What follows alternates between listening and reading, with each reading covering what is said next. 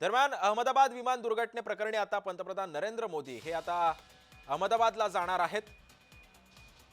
कालच हा विमानाचा अपघात झाला आणि त्यानंतर आता अपघात स्थळाची पंतप्रधान मोदी सुद्धा पाहणी करणार आहेत। या विमान अपघातामध्ये अनेकांचा मृत्यू झाला, अनेक प्रवासी दगावले। त्यामुळे आता या अपघात स्थळाची पंतप्रधान नरेंद्र मोदी पाहणी करतात। या संदर्भात अधिक माहिती देतात आमचे प्रतिनिधी पंकज दळवी सध्या आपल्या सोबत आहे। पंकज, आता पंतप्रधान सुद्धा अहमदाबादला जाऊन या अपघात स्थळाची पाहणी करणार आहेत, काय अधिकचे अपडेट्स आहेत? कधी पंतप्रधान रवाना होत आहेत?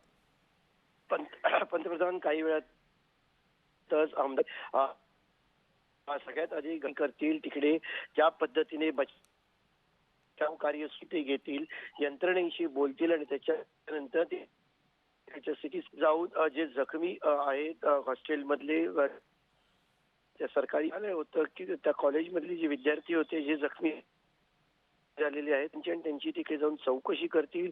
यासोबतच सिटी सिव्हिलमध्ये मृतांच्या नातेवाईकांचे DNA सॅम्पल्स घेण्याचं काम जे आहे ती प्रक्रिया सुरू आहे।